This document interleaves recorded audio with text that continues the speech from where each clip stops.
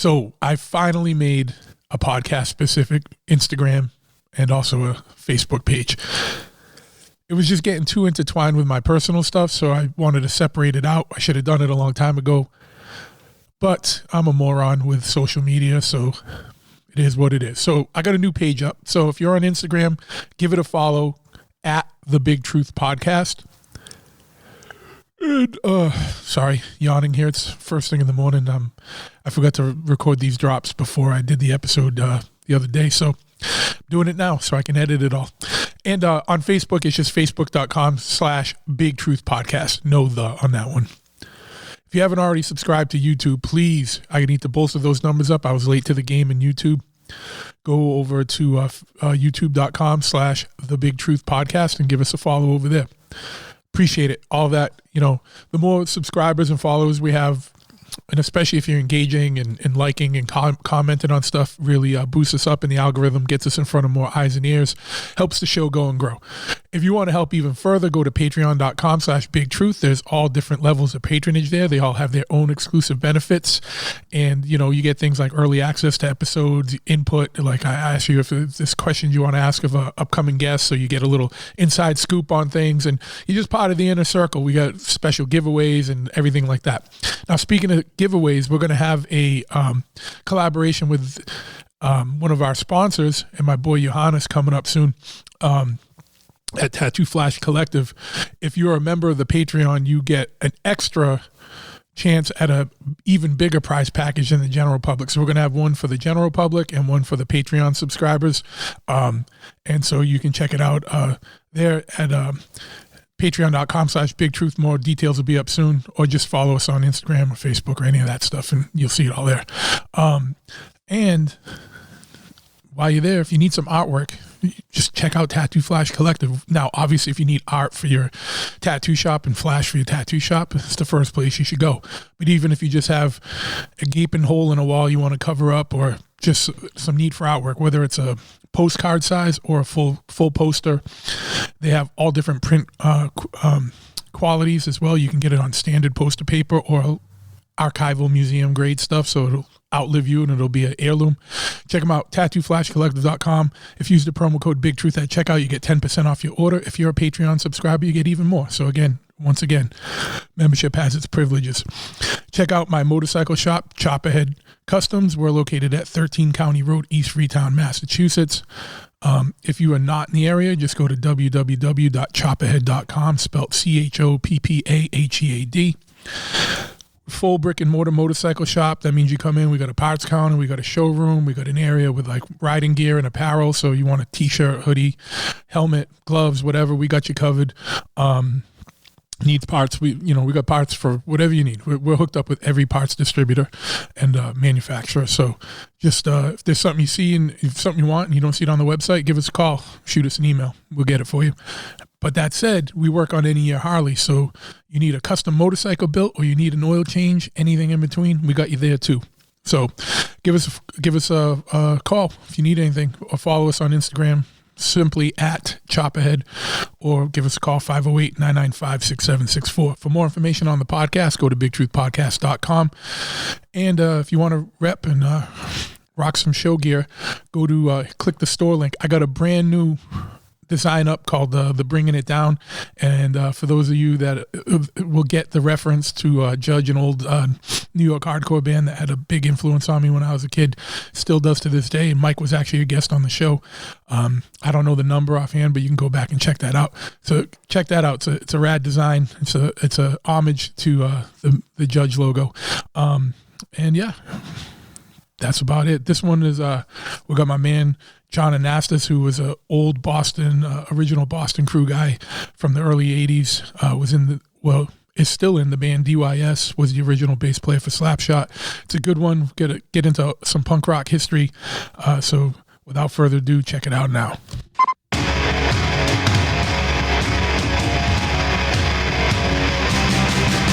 Big Truth Podcast.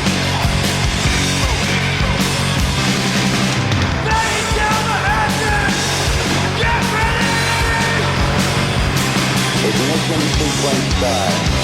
6, 5, 4, 3, 2,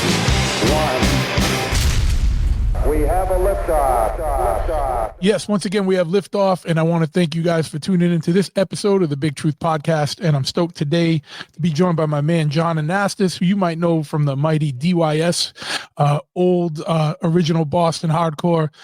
He was also the initial, the OG bass player of Slapshot, and also has had a illustrious career in marketing, advertising, and video game industry and crazy stuff like that. So, he's a man that covers all bases here. So, also into cool bikes and cars and stuff. So we'll have a ton to talk about. And Jon, man, thanks for coming on today. Thanks for having me. I've been wanting to do this for a long time, so I really appreciate it. Yeah, I know. I'm glad we finally got it together. I'm only laughing because I know you're in sunny California, and I'm like looking right above you out the window, and we got our first snowstorm of the season. So I'm like, God damn it. I'm just watching it, and I'm like, I just shoveled, and I'm like, when I leave here today, I'm gonna have to shovel again. And I'm sure that amuses you very much, as you're gonna probably wearing t-shirts and shorts and going out on a sunny day. I don't miss Boston winters, that's for sure. I miss the change in seasons, but I don't miss the winters. I drove a 50-year-old car to the gym today, which I wouldn't have, if I'd lived in Boston. That would have been tucked away until next summer. So I'm very fortunate. Yeah. I was in my Forerunner this morning, not the Impala, because of that exact thing.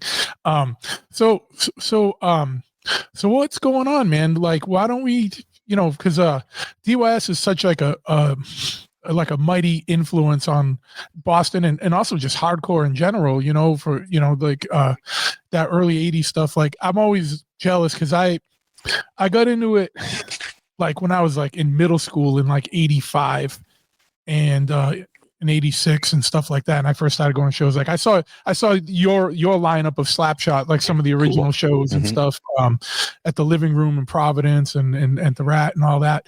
What did even, like kids growing up today have like a 40-something year history of hardcore. But when you guys got into it, it was brand new. Like in punk and stuff. Punk was only around a couple years and stuff. Like, what even got you on that path? Like, how did you even find your way into punk and hardcore? So it's interesting. I would say there's sort of two paths in. One path is I used to go to this summer camp in Maine. And you say, how do you discover punk rock in a summer camp in Maine? This summer camp had disproportionately, for whatever reason, kids from Manhattan. And, I grew up on the North Shore of Boston. I lived in Cambridge right next door to Boston. I think we thought we were reasonably sophisticated and we lived in a real city. And when I got to the summer camp, these kids were all like, that were my age, all felt like 10 years older, and they just knew stuff. They just knew stuff that we didn't know in Boston, right? It was like pre-internet when anybody could know anything. And, as I'm becoming 12, 13, 14, they start showing up with records, right? Or showing up with like tattered copies of Cream magazine, or they'd like seen the Ramones at CBGB's because they had a fake ID or like whatever. And all that stuff started seeping in. So that was like the first thing. And because of that summer camp, I missed the first Black Flag show at the Paradise in Boston. But so summer's over. I come back to Boston. I'm, struggling. I'm going to Ringe and Latin in Cambridge. I'm kind of, if I'm into a subject, I'm super into it. If I'm not into a subject, I'm not into it. And this, I'm sort of struggling with school. And this guidance counselor sees how important music is to me. And, it's actually another guy who was sort of crucial, Paul Richards' dad, Punky Richards. It's his dad who's my guidance counselor. And he gets me this high school internship at Newbury Comics. And so a couple days a week, I take the bus across the river. I, file records, put pricing labels on records, etc. And I start meeting people, right? Because everybody's coming in, and it turns into Saturday mornings. And Saturday mornings, I think I'm on shoplifting duty. And I think I was like placed on a milk crate by the front door, and I was just supposed to see like stealing records and try to stop them. And that's when I start meeting Al and Jamie and everybody else. And I'm exposed to the records themselves. If you think about, Discord would ship like 5 SOA 7 inches in there, and I get one, right? Because I was there when they unpacked them. I was there when they priced them. You had first pick. Yeah, and that is what got me into it initially. Now, that was the original one? There was only the one Newbury Comics, right? Before it turned into a local chain. There was only the one. the first prototype of reopening is at some point it started as just a comic store, hence the name. Yeah. They moved comic books across the street to give all the square footage, I think it was 267 Newbury, into records. So the first expansion was just like dead across the street. They moved comic books, but that was it. And it was interesting. I worked there with Amy Mann from Till Tuesday. I just saw her at a wedding in LA. I hadn't seen her in a super long time. It was great to catch up with her. But a whole number of people worked their way through that store. Richie Parsons famously worked at that store forever. I think he had a 25-year career there or something. But yes. Yeah. And I mean, for any, we're talking local stuff, but anyone that's been anywhere near Massachusetts knows what Newbury Comics is. It's like the spot like that probably is more responsible for the growing of punk rock and hardcore and metal and stuff in Massachusetts than any other store there. It was like, even when I was a kid, I grew up in New Bedford, but it was like, we would take the pilgrimage, right? Like get on the bus, get up there so that we could buy records. We'd hit there, Second Coming, all the spot. Or go to the show and hopefully have enough money to get a 7-inch or something or whatever while we're at the show. But yeah, I mean, it's weird because I haven't thought about. It sounds weird. I haven't thought about Newbury Comics in so long, or I haven't been in. So the last time I've been in it's kind of morphed into like what Spencer Gifts was. Yeah, sort of, because obviously, because record sales are down, right? So now it's the vinyl figure, the T-shirt, and the comics are heavy again and stuff. Yeah. And the comics are heavy again, right? Because physical product just isn't. Physical product is sort of like physical product has become the T-shirt for a large number of genres in essence, right? Where what Taylor Swift does to top the charts now is actually an old rock, punk rock play, which is like 7 different colors of the vinyl, and the super fan buys all 7 of them. Like that's the Taylor Swift fan now. But when we were growing up, that was the punk rock model, right? Like Kiss wasn't putting out 7 different colors of vinyl, right? It was like only punk rock fans. Well, they didn't need to back then, right? Like, like if you were signed to a major label, they didn't even need that, That is true. And then also, by the way, it was worth pointing out the Cars opened a recording studio a block up the street. And so like that was the thing, right? I remember when the Bad Brains recorded their album at the Cars studio. It's like that. It just, those couple blocks in Newbury Street just had an alternative vibe, right? There was like secondhand clothing stores that also sold like studded wristbands and, punk rock gear. So you made the pilgrimage from New Bedford. I made the pilgrimage from across the river in Cambridge. People would just, if it was Saturday between like 10 and 4, that's where people were. And then, at 5 o'clock, they'd move to Kenmore Square, right? Yep. But that was just what we did. Yeah. And then it's funny too, because Rick Ocasek and the guys from the Cars had a lot to do, like had helped punk and stuff a lot too in those days. And I the drummer, and I feel bad because I forget his name because he's a really good dude. Because we were talking for a while, he wanted us to build him a Triumph because he's into into Triumphs and stuff. And I always thought it'd be cool, but we just never got it together. But yeah, man, there was Boston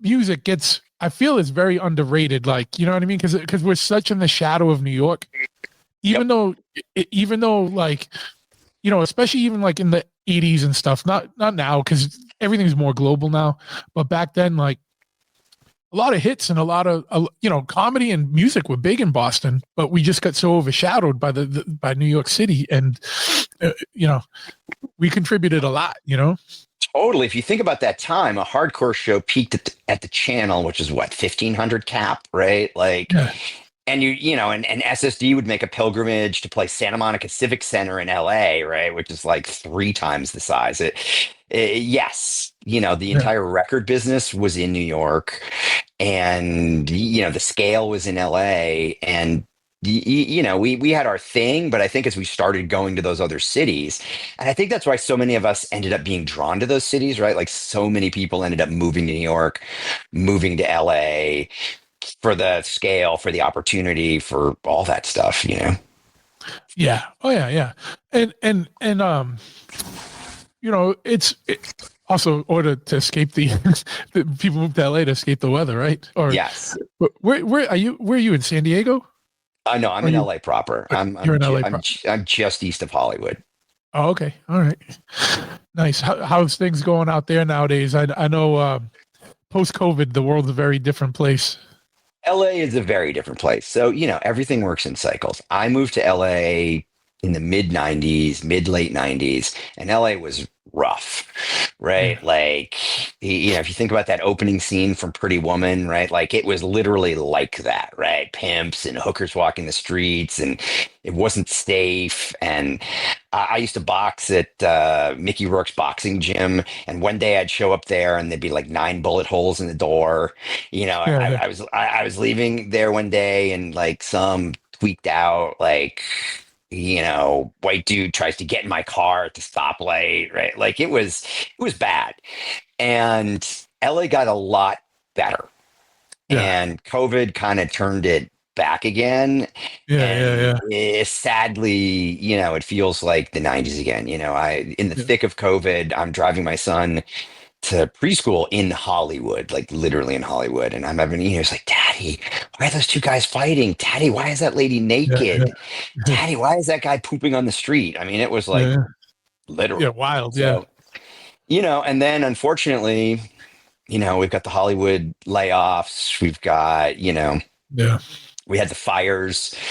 So, LA's had a string of bad luck for sure. Like I travel a lot and I'm always interested in like what cities are gaining energy and losing energy, and at the Yeah. worst of it, it sort of felt like San Francisco was last.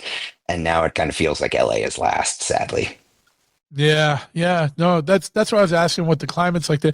And the unfortunate thing too is that it's like reverting in that way, but the prices are still crazy. Oh, dude, it's Because I considered great. moving to LA years ago because I remember you could get apartments in Hollywood like fairly cheap, like compared to Yes. Boston. And then all of a sudden I went back and it was like they were like, nah, it's like $2,000, $3,000 now. I was like, that apartment was like $600. Oh, dude, Like, dude. So the old thing that you used to have to do in New York, and you probably do, is like when I first moved to New York, right after college, ended up splitting a one bedroom with somebody because prices were like that, right? So, somebody took the living room, somebody took the bedroom, and the only common space was the bathroom and the kitchen. And I remember being so excited that when I first moved to LA, a whole apartment that was like just mine was the same price as my half a New York one bedroom. yeah, Those days are over, right? I mean, yeah, I think technically LA is still a little cheaper than New York, but the gap isn't what it was. yeah, In the height of COVID, San Francisco got cheaper than LA, but now because of all the AI money, that's changed radically. yeah, But I feel for anybody trying to like build a life here. Like I've been very fortunate in life, but like it feels harder for me than it did 10 years ago. yeah, yeah. I think everyone's feeling the pinch no matter where they Yeah. are. Yeah. So DYS, man, like what made you pick up a bass and like how did you find your way into like doing a band? You know what I mean? Like we'll jump around a little bit. I know Yeah. you're on a timetable, but yeah, man, like what made you decide you're like, hey man, I want to pick up the bass? And then What made me pick up the bass is I didn't think I'd be good enough for guitar. Or guitar seemed too daunting. And what made me do punk rock is like it was like I've told this story too much, so I should stop telling it. But like, I was super into Aerosmith because every kid in Boston of that era wants to be either Steven Tyler or Joe Perry or both, right? And like the thought of like figuring out how to play Seasons of Wither when you're like 12 and you're me is like impossible. And I think there's a Ramones Live in London record. And I think for the first time, like over the course of the weekend, I learned like half the record. And I was like, oh, maybe this isn't totally impossible. Maybe this isn't totally unreachable, and that's what started it. It's like finding a group of friends and like being able to like bang out like, Sheena is a punk rocker, right? Because it was like accessible and the energy was great and all that stuff. And I'm glad I stuck with bass because I get better, but I'm still not like, you play with Craig Silverman, who, I think is like one of the great journeymen. Like he may be, I'm going to go out on a limb here. He may be considered in his time the Steve Jones of hardcore. And what I mean by that is like Steve Jones is considered the greatest underrated meat and potatoes kind of like, and I mean meat and potatoes good way guitar player. And I think Craig is going to be the Steve Jones of hardcore, where people are going to look back and be like, dude, you're in the pocket always, right? Your strumming hand is on point. And beyond that, like his writing, like if he's writing a Blood for Blood song, it sounds like a Blood for Blood song. Right. Agnostic Front song sounds like a Agnostic Front. A War Machine sounds like War Machine. The Slapshot sounds like Slapshot. When he can write for the band, like and carry the sound. And that's a whole other talent, that is like a gift, you know what I mean? I think more than something you can learn, Right. But my point is I am not the Craig Silverman of hardcore, right? And what ended up being great about bass is, and I'm probably giving myself too much credit even this way, I could become the Flava Flav of hardcore, right? Like my thing became performing more than playing. Yeah. And also became, and it launched me in my career, like marketing more than playing, right? Like I was always the guy, like what order should we play the songs? Like what should the back line look like? What should the tour poster look like? What should the records look like? Like that kind of became my contribution. Yeah. If you think about like a band, somebody's the writer, somebody's good at, like, that ended up being what I was good at, or at least I think someone's the booking agent, someo's the art director or the marketing manager. Yeah. You don't have labels. And I did a kind of solo friend project that I released in 2024 called Disbanded, where it was way more rock and roll, and I got to play guitar for the first time because it was my thing, and straight up rhythm guitar. Every lead on there is somebody else, but it was fun this many years later to be like, okay, I can play semi-credible rock and roll rhythm guitar. But yeah, all right. But like, how did DYS, like, how did it go from you picking up a bass and in your room and learning the Ramones records to like getting DYS going, and like how did DYS form, or how did you get in that, and tell the story of that? Sure. It became just like SSD is the nucleus, and then all these bands just sort of like organically splintered off it, right? It was like Last Rites, Negative Effects, DYS were like very clear splinters off like Boston Crew. Like I had met Dave Smalley through the SSD guys. We both started showing up at SSD shows and we started doing stuff together. And then it was Al Barill's suggestion that Andy Strahan play guitar, right? And like Andy was part of the Boston Crew, and he said to Andy, you should play with DYS. They're looking for a guitar player. So that very much became the nucleus of it. And then since then, because we had this whole second bite of an apple, there's been, this number of different people in the band, all with roots to old school, hardcore, and like Boston. And it's interesting, right? Because you sort of like, if you watch, like, again, I'm not comparing us this, but when Metallica had to replace Jason, right? Like they knew the bass player, right? Like he had a shared set of values, right? They knew Trejo, like, and it's sort of been that. Like I moved to LA, and we ended up doing more shows, and I needed an LA based lineup. And who's around me? Franz Stahl from Scream is a neighbor, right? Lives half a mile away. Was also in the Foo Fighters. Al Pahanish came to Boston to go to Berkeley, was in Power Man 5000.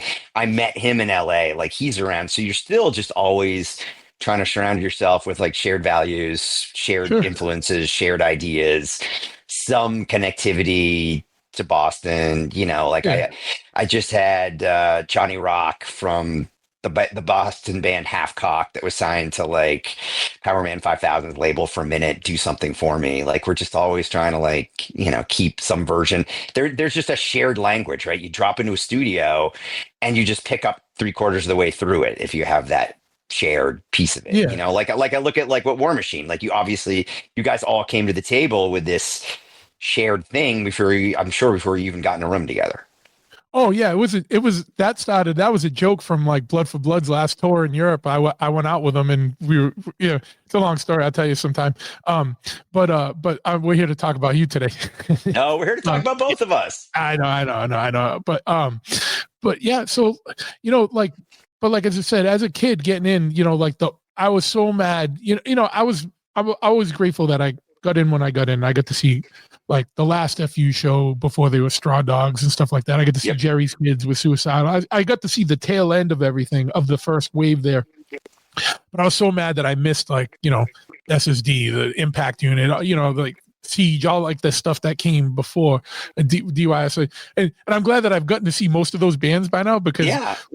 the good thing about hardcore is that if it's like, no matter what you do in life, like when you came up with this, I feel like if this was really in it, like people, they might go, but they all come back. You know what I mean? Like, I feel like you can't really kick it because it's become such an integral part of you. So, I got to see all the bands that I missed for the most part, except for SSD. But I've seen I've seen Springer around doing stuff. Yeah. So That's true, but I'll tell you, it's some way I might say you came in for the best of it. Like, arguably, to your point about it being proto, it's probably less, the stuff you missed is probably less good than you remember. Like, yeah, there was a level of experience and professionalism by the time you got in that wasn't there. Like, I loved SSD more than anybody, but they were famous for like something always happened and there was like 10 minutes in between songs and like shit would break, right? yeah. Or like, venues were only this big. And I sort of feel by the time I was doing Slapshot, like what you could be was bigger, right? Like you could sell at Irving Plaza, you could get signed to Roadrunner, you could get signed to Metal Blade, like you could go on a tour opening for Motorhead, like you look at all the things that Cro-Mags did, like what was possible by like 85, 86, 87 was just a whole other level that frankly we missed out on. Yeah, well, that's how it always goes, right? The people that lay the foundation, the next people like build up from that, and you laid the foundation and then the next people were making the first floor and then it went to the second floor, third floor, whatever, like people, it just got bigger and crazier.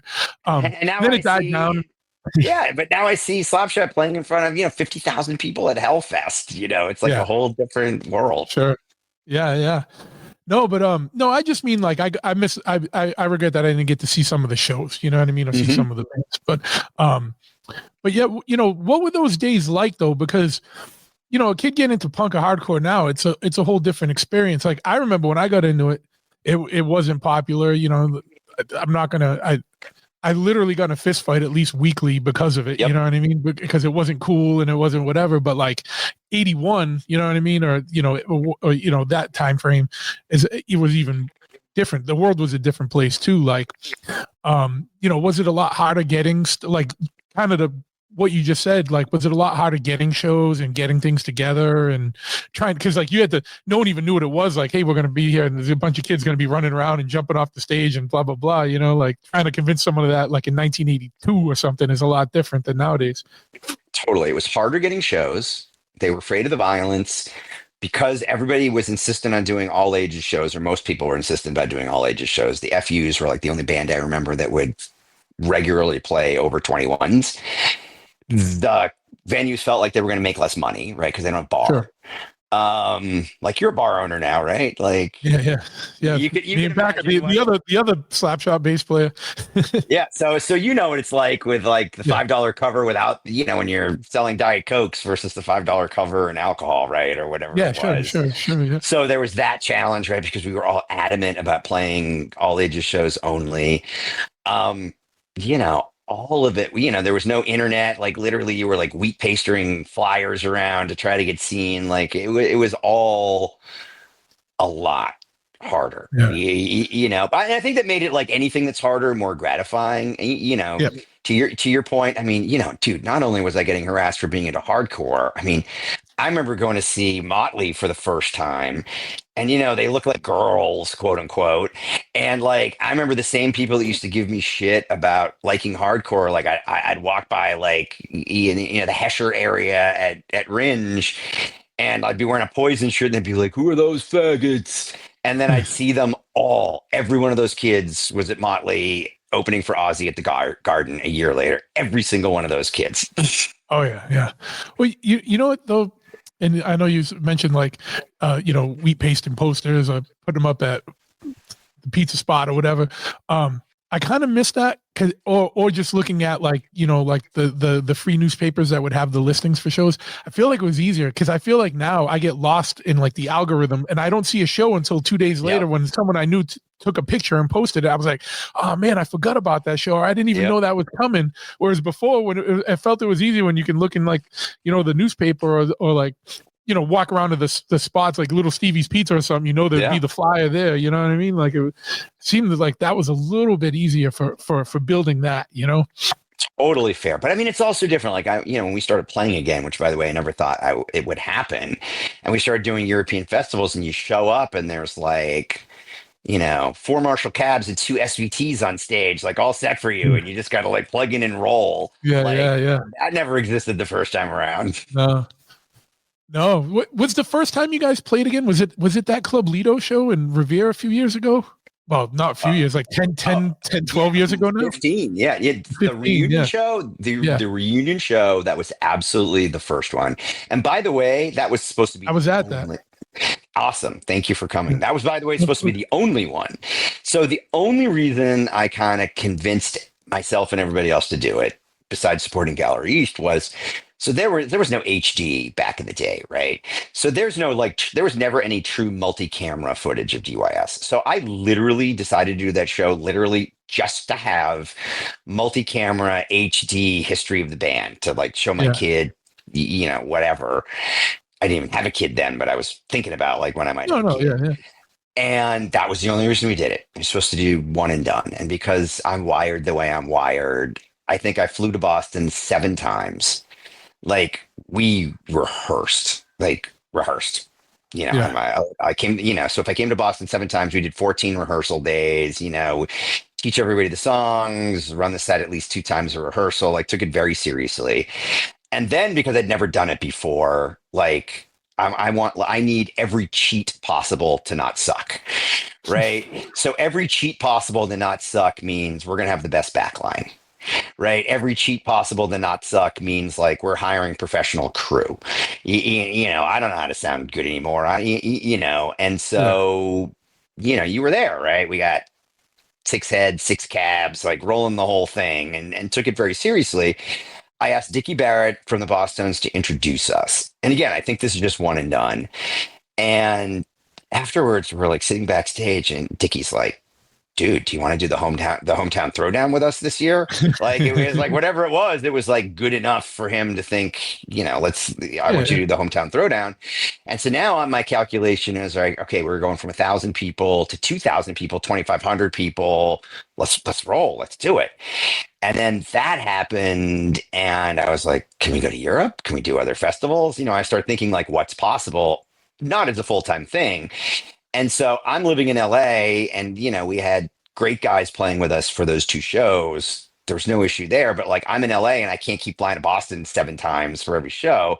So we needed an LA based lineup. And that's where I was lucky enough to convince Franz Stahl to do it, to convince Al Paganish to do it, and found this incredible kid, Adam, who interestingly is not from Boston, but went to Berklee School for Music. So other Boston connection. He had done he's a multi-talented musician. He's in like kind of a reggae ska band now, signed to Tim Armstrong's Hellcat Records, called Calamatics. But, at that time, the only hardcore he'd done Far From Finished. He'd done a couple of European tours with Far From Finished. And he to me, he was like the punk rock version of Billy Duffy, which is like always the sound I hear in my head when I want like that guy, like the guy who can just step up, throw a foot in the monitor, Les Paul goes up and just shreds. Right. And he was that dude. And I was lucky enough to find those guys. And we, played 50 shows, festivals, went to Europe. We tried to go to Europe every other summer. And it was like a second bite at the apple that I never thought I was going to have, was never even planned when we did the Club Lido show. And I've been just so grateful to the fans, to everybody that we had a shot to do that.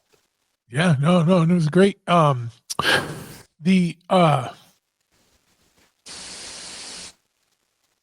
let me ask this because we talked a little bit before. Anything coming up show wise? Are you guys keeping the train rolling, like or new music or anything on the horizon? Yeah. So anything that you can talk about? we had a pretty good cadence. I mean, you live this life, you know how it is. Like, really, the only thing that's viable. Sorry. That's all right. I'll just start over and you'll cut it out. Yeah. So you live this, so you know this. Really, the only cadence that's reasonably viable, you run a business, I run a business, is to kind of do the Europe thing, right? Like that's where the scale is, and you can do kind of mini American runs. But even if you're agnostic front, like I watch them knocking out in like 6 to 12s, right? They're not like playing 250 shows in America. No one's doing. Everyone's doing like 2 weeks, and that's kind of. And so we kind of built the machine around that, and we were kind of doing it on a regular basis, and we put out new music. And I know it's very hard for legacy bands to put out new music, and I know the fans really just came wanting to hear Brotherhood. Like, dude, the hardest thing for us is they didn't even want to hear the second record, right? Yeah. Like for me, the thing was my non-negotiable with Dave Smalley is I'm only going to do this if I can do what I want to do, and I don't want to go out and play like the Brotherhood puppet show. No offense to the people who came to see the Brotherhood puppet show, but I said we got to put these two records together. And so what we ended up doing is slowing down the Brotherhood stuff, speeding up the second record stuff. Dave is singing an octave lower on the second record stuff now, so it all kind of syncs, right? But so we had that set together, and like, where do we go from here? And we ended up doing like a series of digital singles that now are all of our influences of the new guys, and it's like punk rock and roll, right? The rock and roll influence is much bigger in it. The street punk influence is much more bigger in it. What's happened in 15 years is much bigger in it. So we did all that. And then Bridge 9 was kind enough to do an anniversary release of Brotherhood, and we were going to play a limited number of shows behind that, and Dave Smalley gets cancer. And Dave almost dies of cancer twice. Not the actual cancer, but like, when your immune system is totally ground down, you're in hospitals, like bad shit happens.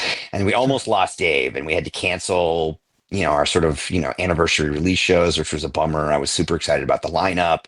I was excited about coming back to Boston, and we had to put everything on hold until Dave kind of made it through his treatment. And he did. We still have Dave Smalley.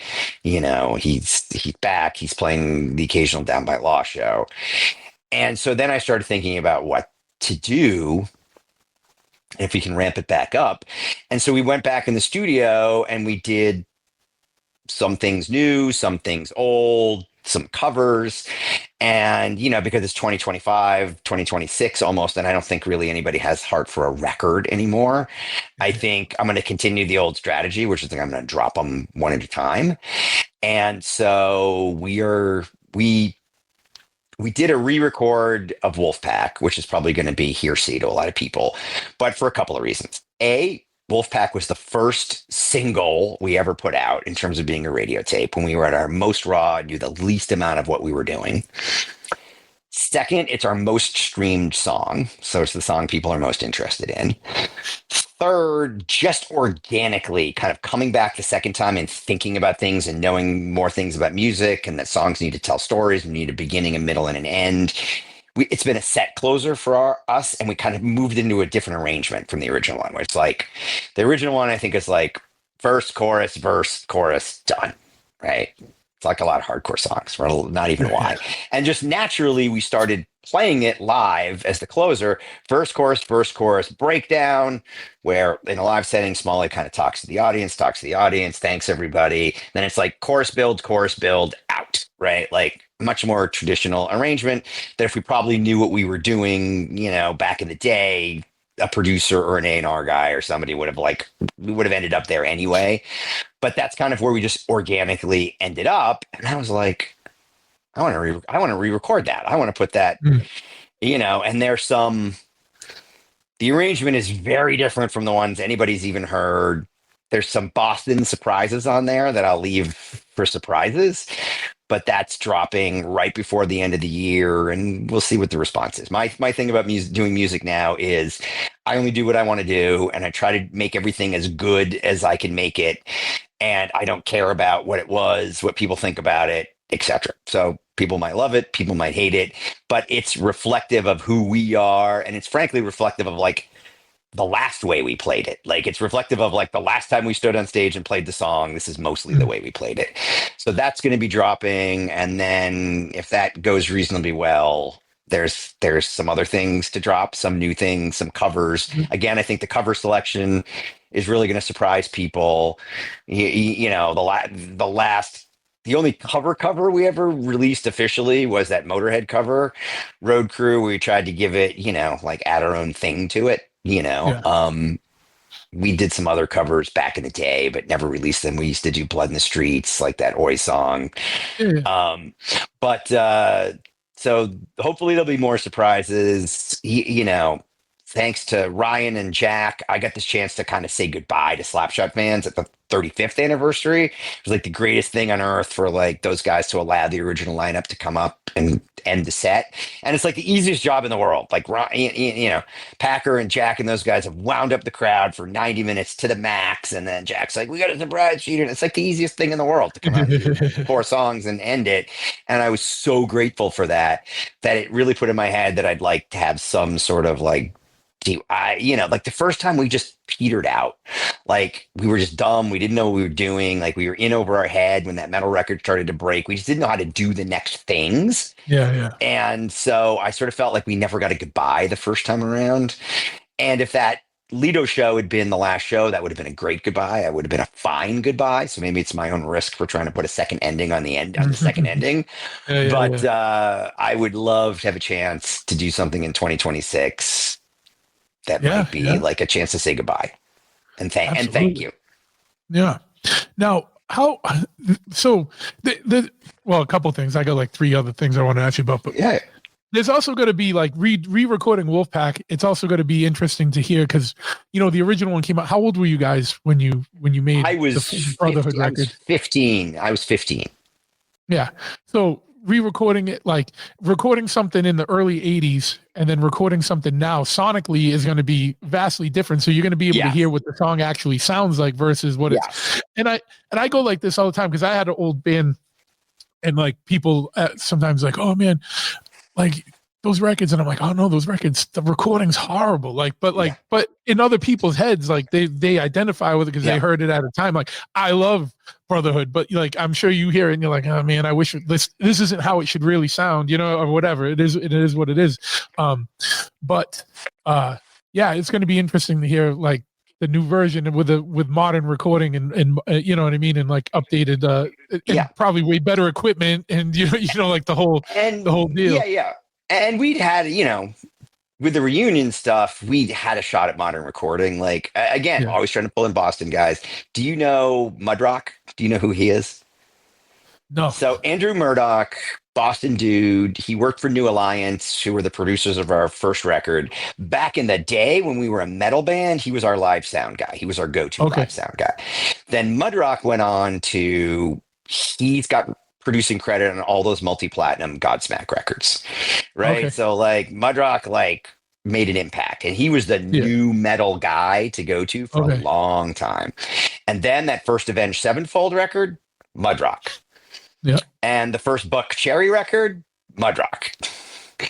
And so I've got this chance to work with a guy now who I knew back in the day, but has taken this ride to 8 platinum and gold records. You know, he did a lot of other stuff that was cool that probably didn't go platinum, right? Like Riverboat Gamblers, he did a number of their records, but like, you know, like that guy's he knows what he's doing. Yeah.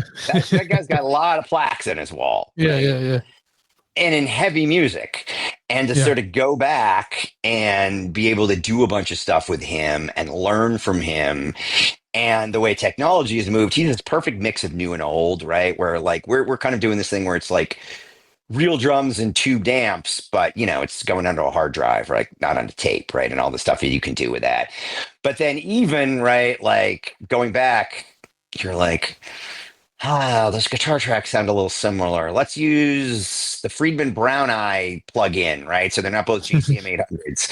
And you can just do that stuff now, right? Yeah, it's crazy.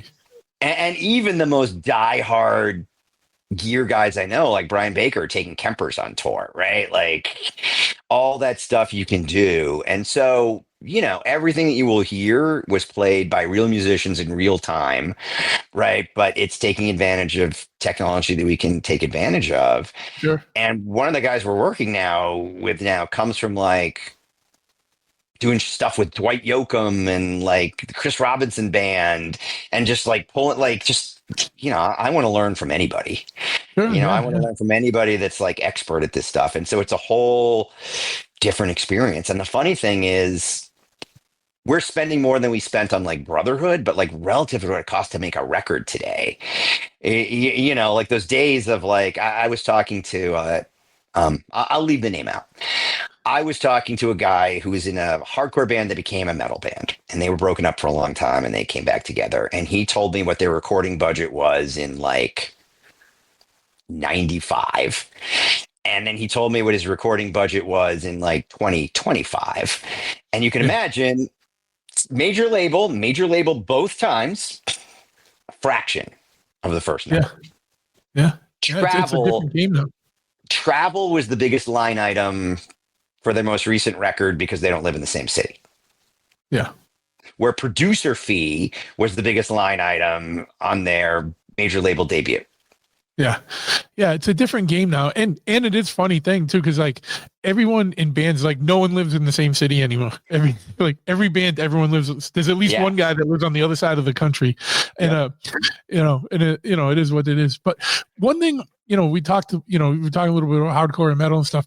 Boston in 81, it almost sounded like it was just mayhem. Like every record that came out was just like blistering speeds. Like, and you get the comp called unsafe at any speed and all this, right? Yep. But like everything's blistering fast. That was the Boston sound, was just like insanity. And then everyone's second record, everyone was AC/DC. Like what happened with all of you guys? Like what happened? Like when did it turn from Kids Will Have Their Say to How We Rock, or like from Brotherhood to Fire and Ice? Or like what happened?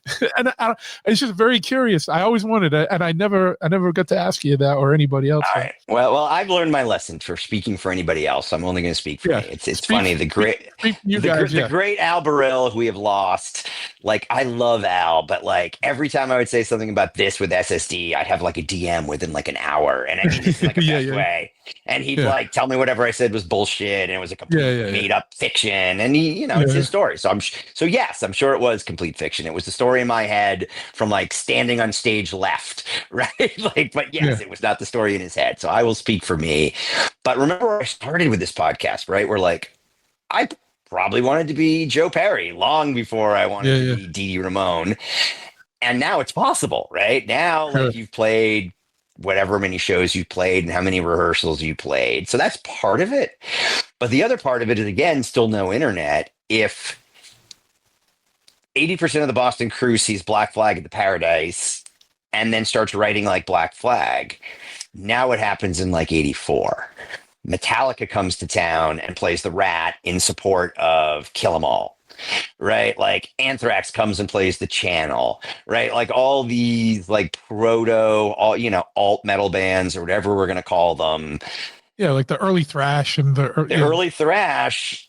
And it's the same thing, right? If you think that like 5 people left the Channel and formed a band that sounded like Black Flag, 5 bands left the Rat after Metallica and went to Daddy's and bought, a JCM 800 used stack and put an ad out to get a second guitar player.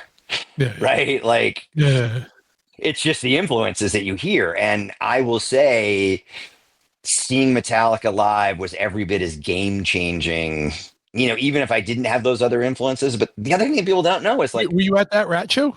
I was. That's the one. Didn't all their equipment got stolen, right? I can't. Or was that a different one? Or was that the Channel? That was them. I can't remember. Yeah, can't remember which one of those things. But and then also there's Anthrax's equipment got stolen. I mean, a lot of people because they were traveling with a lot of gear. But so I was at those shows and like it was as life changing. You're just sort of like, because the other thing people don't remember is like I remember people used to yell like sell out. Those guys were not making any more money. Like I bet you in 84, Suicidal's guarantee was probably bigger than Metallica's, right? Or like Social D's guarantee was probably bigger than like Metallica tells all the stories about living on $10 a day per diems. Like we were living on $10 a day per diems. We didn't look at Metallica at that point and be like, we're going to get rich. We just looked at Metallica and said like, this is fucking badass. And so that's where those influences started coming, this combination. But as I was saying, what I don't think people know, the Boston crew used to go see Iron Maiden. The Boston crew used to go see AC/DC. The Boston crew used to go see Van Halen. The Boston crew would go see the Specials. The Boston crew would go see Bad Yeah, Brains. yeah. Like, we were never just like only going to hardcore shows. Sure, yeah. You know, the ridiculousness came later, like when Jamie Sharappa and I ordered matching Explorer Hamer basses with tremolos. Like, maybe that was too far, but Yeah. That was the next one. When did it get too far, right? Did when Boston Not LA came out, did that cause a lot of stir? Like, did it cause a lot of animosity, or did people kind of take it for, you know what I mean? I was so young then, I didn't know. Because, like, if you remember, my first band, Decadence, was on that, and I was probably 14 when I recorded that, and I only managed to squeak on that because I worked at Newbury Comics, and they didn't want to, like, they didn't have the heart to tell the 14-year-old kid standing on the milk crate that his band couldn't be on it, right? I mean, the irony of that is Slam got an MTV sync for, like, Santa's Secret Life of a Slam Dancer that ran for 15 years. So the weird thing is that song may have earned more money in publishing, not that I got rich off it, than any song on that record because of that sync. Yeah. That's like, crazy. It ran for 30 days for 15 years or something on MTV. That's crazy. How did that happen? Like, because at that point MTV was still invested in music, and it wasn't making like 16 and Pregnant or whatever. At that point MTV was still sort of punk rock. Like, yeah, I remember seeing punk rock videos, like Crowd. But I also mean punk rock and how they operated. Like, nobody called and was like, we want to put a sync deal together for this. Yeah. They just did it. They just did it. Yeah.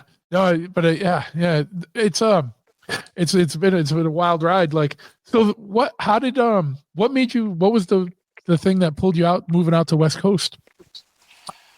So what pulled me out of Slapshot was, like, after DYS broke up, you know, you think about all the awful jobs you have when you're in bands, and, like, they don't define you because you're always like, I'm a musician.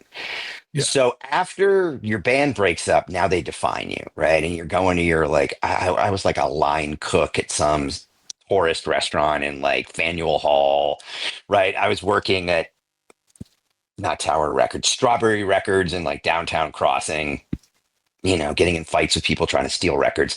By the way, a funny story. So Strawberries was owned by Morris Levy, who was a made man. And because he was made, the deal was you got a $200 bonus every time you beat up a shoplifter, which meant a lot to a struggling musician. Yeah. If you roughed them up, you got a cash bonus. That's awesome. Just, like, taking them back. That is awesome. He ended up doing Fed time, but that was my greatest memory of working at Strawberries, right? It's like cash bonuses for being rough on shoplifters. But let's not just skip over that. Like, did that was that a pretty lucrative side hustle? Like, no, because I'm small and not that tough. So let's be really clear. I'm small and not that tough, and I discovered it by accident the first time, right? Yeah. Like, you know, somebody made it impossible for me not to defend myself, and I did. There was a surprise in my check that week, and I asked why. And so it gave me a little more greed courage when it happened, but, like, I'm not a tough guy. It was not that. That's a good name for a band. But it was not that lucrative, but at any rate. So you are now defined by those jobs. And so I went back to my parents, and my parents are really highly educated, and the most hurtful thing I could ever say to them and rebellious thing was, I'm not going to college. And so, of course, that's what I said.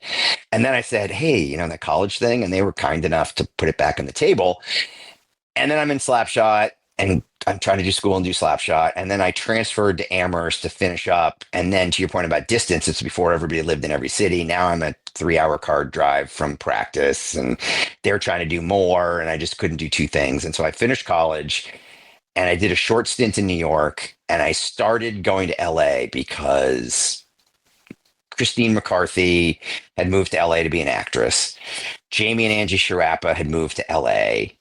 You know, bands that were starting to make it move to LA. And so I would start going out to LA to visit them, and it was like a pretty good life. You know, like, Christine was, like, made at that point. You know, she was on, like, 90210. That's right. And so, like, the life I would just be surrounded by. It was not a normal LA life. Like I kind of thought it was normal LA life, but I was like, oh, this is life here, you know? And like weirdly, in addition to those punk guys, there was this actor, Jon Enos, who ended up in Melrose Place. And I'd known him from this like hardcore steroid infested bodybuilding gym in Salem, where he used to sell steroids out of the men's locker room. And then he became a huge model, a huge male model. And he was like, I think he's a Salem guy. And he was like dating Christy Turlington and everybody. He was dating Madonna. He's in Madonna's sex book. And I just known him from the gym. He was just a, you know how it is with gym guy. Yeah. I'd seen him 300 days a year for like 5 years or whatever. Yeah, and I come out to LA and he's a minority owner at this club called the Roxbury. At the time when the Roxbury was the hottest club in LA. And so just through dumb luck, I'm like rolling into the Roxbury. He's dating the porn star Tracy Lords at that point. And so my life is becoming like, if I go to LA, I'm like in the Roxbury with like Mickey Rourke, Jon Enos, and Tracy Lords, or I'm like hanging out with Christine and like the cast of 902. And I was like, this is the best. Yeah. And I thought everything in LA was like that. And so I was like, I got to move here. And I figured out how to get the biggest ad agency in the world to give me a job in their LA office. And that was my start in LA. Is that what you went to school for advertising? No, the funny thing, so advertising people don't actually like people that studied advertising. They actually like people who started liberal arts. Their belief is like, if you take a liberal arts degree, you learn how to think, and we'll teach you how to do the job. At least that. I actually thought I was going to be a music industry lawyer. Like I didn't think I was going to go that far from the apple wasn't going to fall that far from the tree. And political science is a big pre-law undergrad thing to major in, but it's also a big advertising thing that I didn't know. So I ended up with sort of like the right undergrad degree, and I still wanted to be creative, and I decided law school wasn't for me. And so I was able to get a job at a really big advertising agency in New York. And then you want to talk about sort of punk rock disruption. It's the very beginning of New York advertising. I mean, of internet advertising. And I write this super arrogant, super rebellious punk rock letter about how like, you guys don't get this digital thing and this digital thing is going to be huge. And if you don't care, I don't care, because I'm just going to take your job and your clients. Like, I think literally that's what I wrote. And it got published in like Adweek, right? It's like a letter to the editor, right? But like, I'm throwing the punk rock attitude into it. And Saatchi and Saatchi LA had been asked by Toyota, the biggest client, to start an internet division. And nobody knew anything. Like you couldn't hire an expert. And because it was just an emerging thing. Yeah. You got to make an expert. Yeah. And so the managing director of the Saatchi office saw this letter and like flew me out for an interview. And I was looking for a way to like keep living that LA life. Yeah. And so then I ended up with this sort of, I mean, again, like I'm early in my career, I'm not making like real money, but like enough money to like have my own apartment, have a car, like, you know, roll with the crew. Like, you know, if I need to go to dinner with the bougie people, like I can pay for my own dinner, and I'm making enough to do that. Right. Like I'm not a drain on it. Like I'm making enough of my corporate job that I'm not a drain on anybody. And it was really important to me. Like there's so many people who like take in Hollywood. I think like one of the reasons I was able to do okay is like I could carry my weight. Right. I wasn't asking anybody for anything, if that makes sense. Yeah. And also everyone I know that moved to LA or moved out west, somewhere out west from east, like displays a work ethic that and also not even in an attitude about things that like they appreciate, like if they're, you know what I mean, like not everyone appreciates it, but people that are like hiring employees and appreciate it. But still not everybody appreciate it. I mean, you know, I got a lot of like, whoa. Like, pull this back. And it's funny because I've gone back and forth a lot. I get this weird thing where like if I'm in New York, everyone's like, you're so LA. And when I'm in LA, everyone's like, you're so New York, right? It's like, it's funny, but yes. So, and then I moved back and forth between New York and LA at least 3 times for jobs. I lived in Singapore for 2.5 years during COVID. I lived in San Francisco, and somehow I'm back here in LA. Yeah. Well, you're doing, that's probably where you're meant to land, right? Like maybe. for now. Yes. But yeah, man, I'm looking at the time here. I'm trying to be cognizant because I know you got to jump on a call. When are you guys dropping the new DYS stuff? Or is there a date yet? Or is it just I'm just waiting. Like, I've submitted a date to the streaming services. The only reason I'm being cagey is I don't want to say the date and then it doesn't get Something approved happened. for a day or 2 days. But like, it'll drop before the end of the year.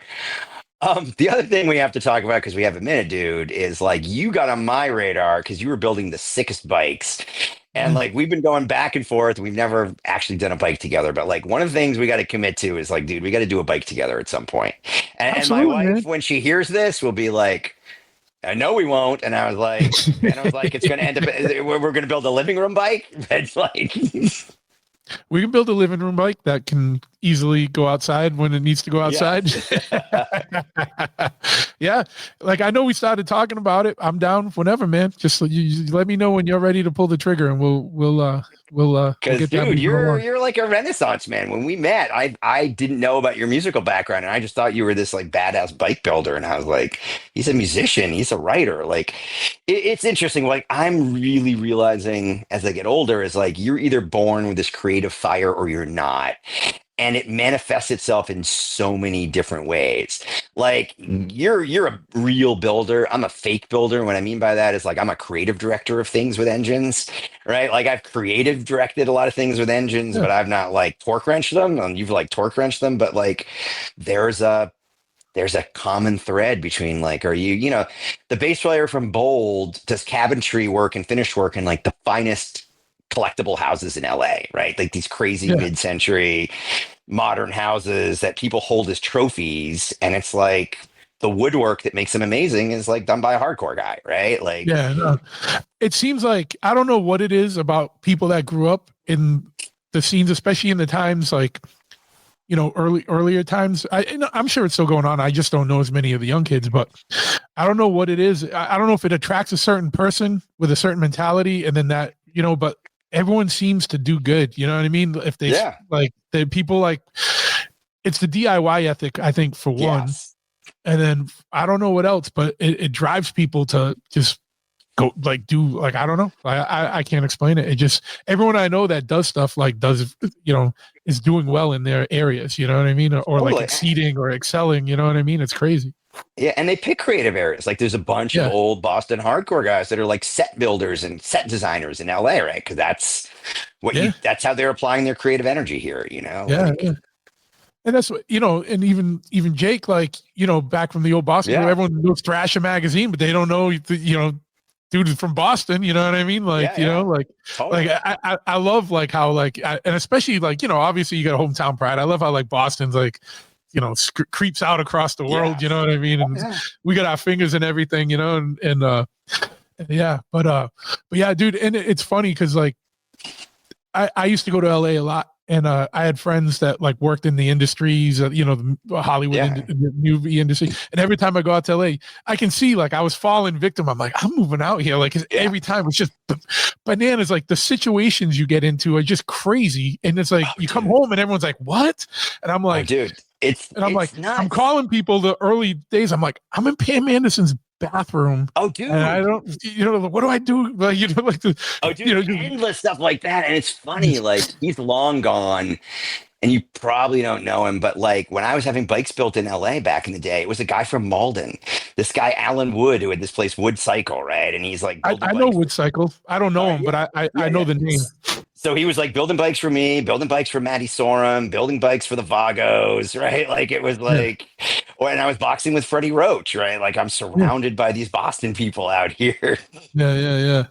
But yeah, no, I know. And but just but just all the funniness, like you said, like you go to like I'm at this club and now these people Yeah. are around and this is who I'm rolling around with, and it's just like it is what it is, like and it's just, and I think I think we're coming from punk rock, but also coming from Boston, we're not very starstruck, so we just approach them like people. So I think those people like glom to us because we don't give a shit that like I don't care what you're doing, like And it's funny. I'll tell you a funny story about that. So I was at my kid's kindergarten orientation like 4 years ago. He's in third grade.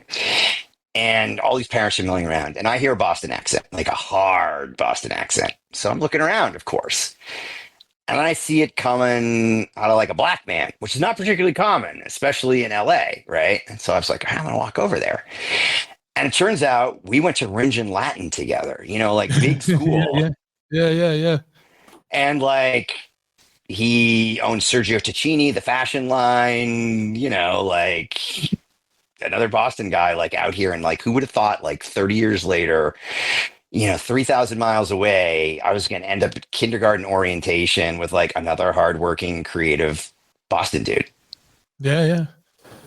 We're in it. We're in it. Yep. But yeah, where can people, it's going to be on all the streaming services. It's going to be on all the streaming services, all right. usual spot, all the streaming services.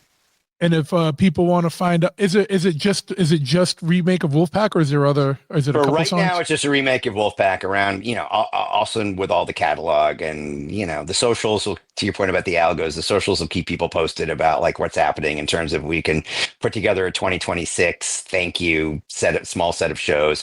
We can't go crazy because of Dave's health stuff. He can only do so many shows in a row, which I think he's been pretty open about. But yeah. And then where can people find, what are the, just list out the socials, and I'll put it in the show notes as well so people can find it. Thank you. So I'm going to get it wrong, but I think it's DYS _ Boston _ official is like the IG, which is like the biggest footprint. Okay. Oh. Yep, I'm here. Yeah. All right. It literally just glitched out right there. It just paused right there. So I was like, all right, well, at least it was right at the end. Yep. So DYS _ Boston official. I'll put it in the show notes. I'll look it up. Right. And I'm sure I already followed anyway. And do you want to put yours out, or? I'm fine. You can find me. You can not find me. I keep capitulating between being public and private. It's funny. But dude, thank you. I've been wanting to have this conversation with you for a long time. I'm mad respect for all the things that you do. You too, bud. You too. And when at one of these shows, when you guys do these, we'll talk further, man. If you guys want to come on and we do it in person, sometimes it's a lot easier, a lot better. Dude, totally. I love it. And then we'll promote that stuff, and you know what I mean, the shows and everything. All right, thanks, dude. And there you have it. Another one in the books. So if you didn't listen to my ramblings at the beginning, just make sure we got a new Instagram page. Give us a follow at The Big Truth Podcast. That way I can separate it out from my personal one. On Facebook, it's just facebook.com/Big Truth Podcast. And on YouTube, youtube.com at The Big Truth Podcast. Thank you for your support, for hanging in all the way to the end. You guys rule. We got a M4 coming up. We're recording it. Actually, we're recording it as I sit here. We're recording it Thursday night. So tomorrow, two nights from now. I'm just trying to get my liver fortified before that. And so you can check that one out. I'm going to squeak that out before the end of the year, so you get a bonus episode this month. BigTruthPodcast.com. Check it out.